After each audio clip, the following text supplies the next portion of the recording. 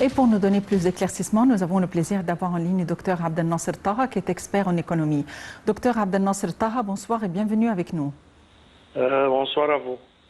Docteur Abdel Nasser Taha, nous allons passer en revue aujourd'hui la crise économique en Europe, mais tout d'abord, nous allons nous pencher sur la Banque centrale américaine qui vient d'annoncer hier une hausse de ses taux directeurs d'un demi-point de pourcentage.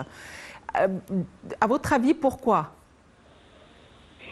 Je crois que la situation mondiale dans la guerre économique entre l'Est et l'Ouest et comme conséquence après la guerre entre la Russie et l'Ukraine, c'est la cause principale. Maintenant, la Russie demande que le paiement du gaz russe soit en or, soit en rouble. Et c'est très dur comme décision économique. Je crois que maintenant, les Américains voient qu'ils doivent attirer rapidement les investissements et le dollar aux États-Unis. Et c'était la raison principale de cette hausse de taux d'intérêt que je crois, et les experts croient également que ce ne sera pas la dernière hausse de taux d'intérêt annoncée dans les prochains mois. Quel est l'impact de cette hausse sur l'économie mondiale? Sur l'économie en général, il y a un ralentissement et conséquences négatives partout, surtout sur les économies en état de croissance et dans les pays en état de développement. Mais c'est une guerre. Quelques joueurs seront vers la côté est avec la Russie, et d'autres comme les Européens doivent jouer à la côté ouest avec les Américains. Et on ne peut jamais faire des calculs directs pour constater quel sera le résultat final, parce que je crois qu'on est au début. Il y aura beaucoup d'incidents. On ne peut jamais les calculer à partir de ce qui se passe aujourd'hui. Si cette guerre va continuer longtemps ou va être terminée rapidement, il y a plusieurs facteurs qui jouent et qui influencent la décision économique. D'autre part, je crois que les joueurs principaux qui auront des conséquences négatives, ce sera l'Europe. Et deuxièmement, ce sera les pays et l'influence comme les pays sur les pays en état de développement, comme en Égypte. Je crois que cette crise, on doit bien calculer nos étapes pour ne pas avoir des détériorations qu'on ne peut pas les payer, qui sera très cher. À quoi doit-on s'attendre suite à cette crise économique en Europe? Tout d'abord, on aimerait la décrire en détail. En quoi consiste cette crise économique? On est maintenant en état d'été. Il n'y a pas la demande sur le gaz Russie. C'est pas largement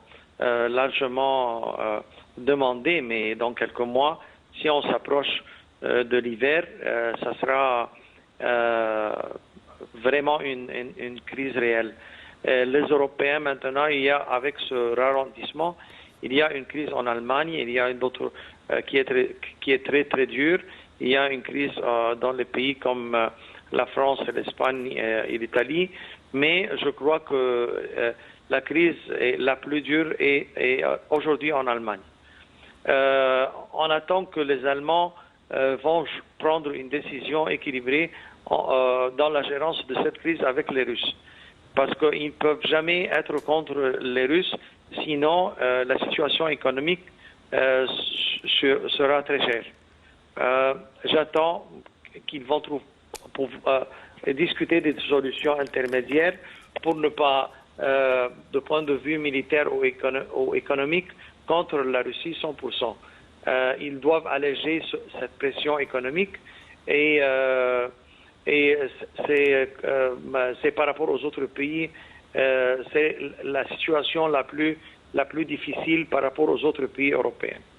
Ce qui nous concerne directement, c'est les conséquences sur notre économie en Égypte essentiellement et au Moyen-Orient. Je crois que l'Égypte est en situation très délicate. On doit payer les intérêts de nos dettes immédiatement. Il y a beaucoup de pression parce que beaucoup d'investisseurs ont attiré leur dollar vers l'Amérique dans les 3 derniers mois et cette crise doit être prise et je crois que le Banque centrale égyptien prend des mesures qui ne sont pas très dures parce que le peuple ne peut pas, du point de vue social et économique, avoir beaucoup de souffrance dans un état économique. Je crois que c'est très sensible et on ne peut pas se diriger complètement vers les Russes et on ne peut pas continuer à être avec le dollar américain. C'est très difficile, c'est très sensible et j'espère qu'on pourra trouver des solutions intermédiaires qui pourront faire passer cette crise sans beaucoup de peine. Les pays de l'OPEP se réunissent aujourd'hui parce qu'une nouvelle fois, ils doivent convenir d'une hausse marginale de leur production d'or noir. Tout d'abord, à quoi revient cette hausse? La consommation a beaucoup diminué. Et tous les dettes dans tous les pays sont très dures à être payées. Je crois que la seule solution, pas justement chez nous, mais à d'autres pays, c'est ralentir la consommation et augmenter la production sur les besoins essentiels dans chaque pays.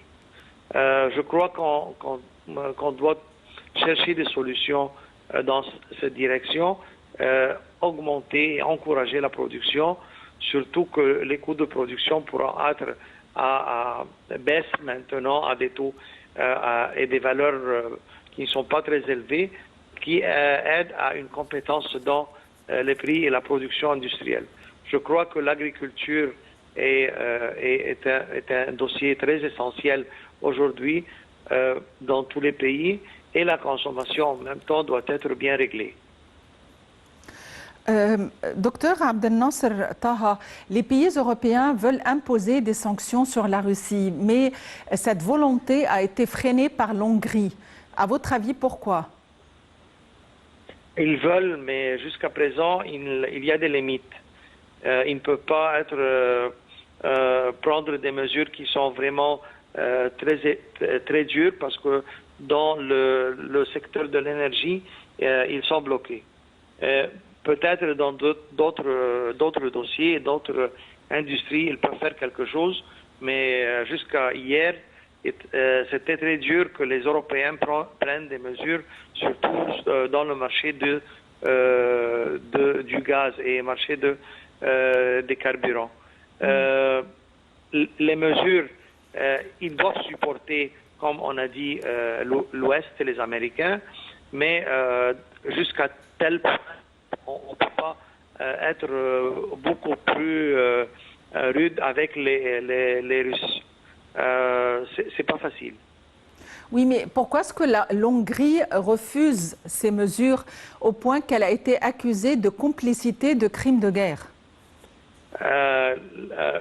L'Hongrie est en face et ça faisait partie des pays communistes depuis quelques dizaines d'années.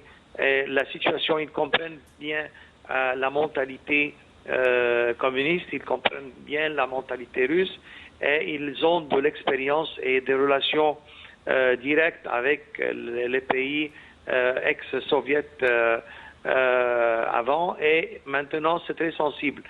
Ils ne veulent plus faire partie de la guerre avec l'Ukraine, ils ne veulent plus prendre des risques ou prendre des résultats de cette guerre, des conséquences négatives de cette guerre, tels ils ne sont pas initiateurs ou participants ou partenaires avec l'un des deux côtés. C'est pour cela que je crois que l'Hongrie essaye de maintenir un équilibre sans faire partie directe avec cette guerre. Et si on parle de cette crise économique en Europe qui s'amplifie, quel est son impact sur la nôtre? Je disais que la seule solution, on est dans une crise vraiment très réelle, très réelle.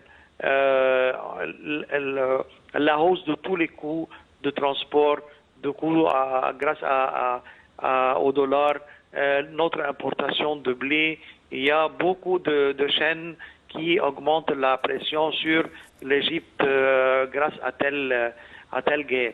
Je crois que les Égyptiens maintenant, ils doivent reconstruire une stratégie de production, surtout alimentaire. La plus grande carte de pression maintenant, c'est le blé. Et je crois c'est essentiel maintenant de chercher immédiatement des solutions pour diminuer l'importation de notre besoin alimentaire et industriel. Premièrement alimentaire, deuxièmement industriel. Je crois que l'Égypte essaie de ne pas faire partie comme support direct avec les Russes parce que ça va nous amener des problèmes énormes avec les Américains. Mais d'autre part, on est sous la pression de nos besoins de blé qui viennent de l'importation de la Russie et de l'Ukraine en même temps. Je crois que ce sont des problèmes qui ne sont pas faciles du tout à résoudre. Et ça demande aussi beaucoup de temps. Et je ne sais pas si on aura de l'expérience ou on pourra trouver des solutions comme support temporaire au moins dans la partie économique par nos frères dans les pays du Golfe et jusqu'à quelle limite ils peuvent nous donner plus de support. Et merci pour eux, ils ont déjà plusieurs fois nous communiqué de support financier, mais il y a toujours des limites. Docteur Abdel Nasser Taha, vous êtes expert en économie. Merci d'avoir été avec nous aujourd'hui.